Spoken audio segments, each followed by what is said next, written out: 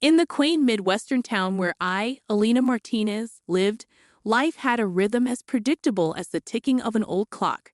But ever since my mother passed away, that rhythm had been disrupted by the uninvited intrusions of two people, my mother-in-law, Helen, and my sister-in-law, Rachel. They had a knack for appearing at my doorstep just when I craved solitude the most. You know, Alina, it's quite rude to keep us waiting at the door, Helen would say with a tone dripping with passive aggression. I could see Rachel smirking beside her, her eyes scanning my living room like a hawk. Sorry, I wasn't expecting anyone. I'd reply, my voice strained with forced politeness. Their visits had become a dreaded routine. Each time they arrived, they expected to be entertained and catered to as if they were royalty, and I a mere servant in my own house. We're just here to keep you company, dear. You must be so lonely without your children, Helen would chide, settling herself comfortably on my couch. Rachel would follow suit, lounging as if she owned the place. And then would come the most irksome part. Alina, why don't you order us some steaks? We can't have our visit without a proper meal, Rachel would suggest, her voice sweet yet commanding. But it's almost 4:00 p.m., I would protest weakly. Helen would wave her hand dismissively. Nonsense, dear. It's never too late for a good meal. And make sure it's from that expensive place downtown. We deserve a treat, don't we, Rachel? As I begrudgingly placed the order, watching the numbers on the bill climb, I felt a mix of anger and helplessness. These steak dinners were bleeding me dry, yet I couldn't muster the courage to stand up to them. It was a financial strain I could ill afford, but Helen and Rachel seemed oblivious to my plight. What made it worse was my husband Michael's indifference. Whenever I tried to discuss the matter with him, his responses were dismissive at best. Their family, Alina, it's just a few steaks. Don't make a big deal out of it, Michael would say, avoiding my gaze. But it's every day, Michael. And it's not just about the money. They're taking advantage of our hospitality. I would argue, my frustration evident. Alina, they mean well. You're overreacting, he would conclude, effectively shutting down any further discussion. This pattern continued for 2 long years. 2 years of unannounced visits, expensive meals, and a growing sense of resentment. It felt like I was trapped in a cycle with no escape. But little did I know, the real storm was yet to come. A storm that would change everything. The routine continued, each day blending into the next with Helen and Rachel's unrelenting visits. However, one evening, as the sun dipped below the horizon, casting long shadows across my living room, Michael came home with a look on his face that spelled trouble. Alina, we need to talk, he said, his voice unusually stern. Sensing the gravity in his tone, I braced myself. What is it, Michael? He took a deep breath and, without any preamble, dropped the bombshell. My parents and Rachel's family are moving in with us next week. You need to clear out your room, he said. I felt the room spin around me. What, Michael? This is our home. You can't just decide that without discussing it with me. Michael's expression was cold, unyielding. It's decided, Alina. They need a place to stay, and it's high time we do our part for the family. But where am I supposed to go? My voice cracked, a mix of disbelief and hurt swelling within me. You figure it out. Maybe you can stay with a friend, he said dismissively. This was my family home, passed down to me from my parents. To be told I had no place in it was more than just an insult. It was a betrayal of the worst kind. I stood there numb as Michael continued. You're always complaining about Helen and Rachel. This way you won't have to deal with them anymore. His words were like daggers, each one cutting deeper than the last. I realized then that the man standing before me was not the Michael I had married. He had become a stranger, one who valued his family over his wife. As Michael walked away, leaving me standing alone in the dimly lit room, a fire ignited within me. A fire of anger, yes, but more than that, a determination to stand up for myself. I'll clear out the house, I said, my voice steady despite the turmoil inside me. But not in the way you expect. Michael paused, turning back with a smirk. I thought you'd put up more of a fight, but if you're being sensible for once, that's good. He didn't understand. He couldn't see the resolve that had taken hold in me. For years, I had been the dutiful wife, bending over backward to accommodate his and his family's whims. But not anymore. The next morning, as Michael left for his business trip, I took my first step toward freedom. I picked up the phone and dialed a number I had found the night before. My voice was calm, my instructions clear. Yes, I'd like to schedule a pickup for all my furniture and appliances.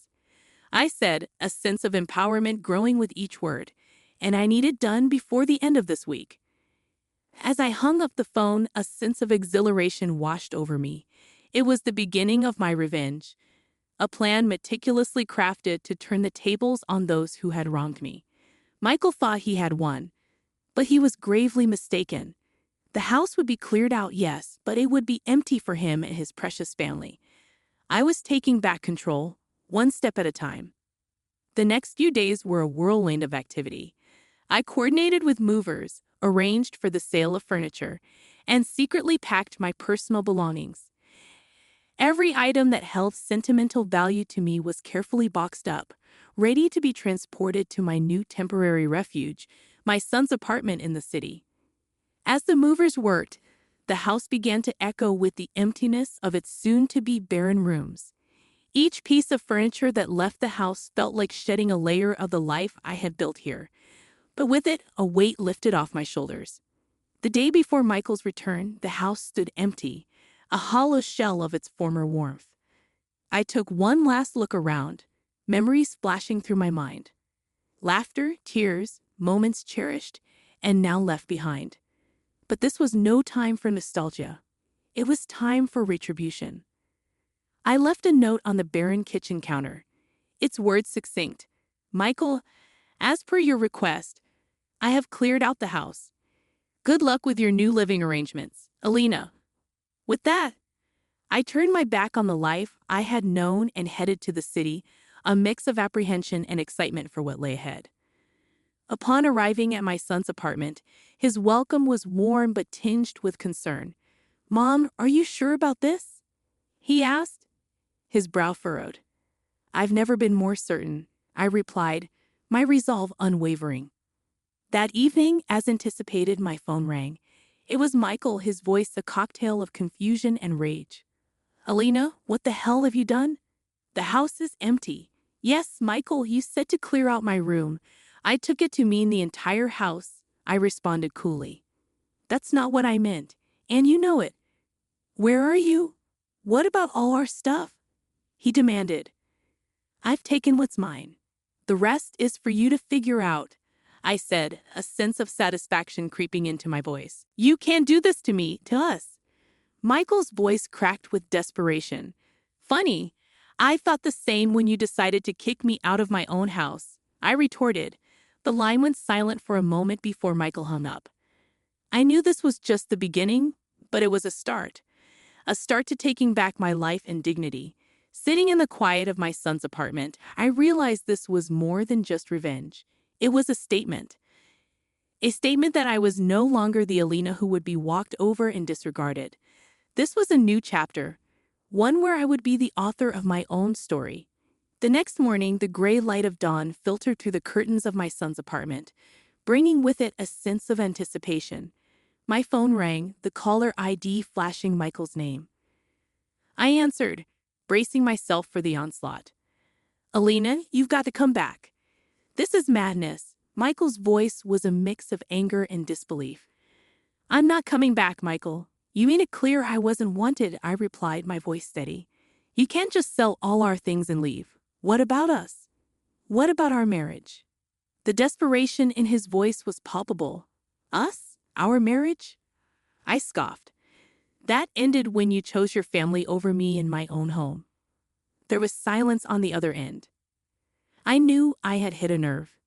It was then that I revealed the full extent of my actions. Also, Michael, I've started the process of selling the house.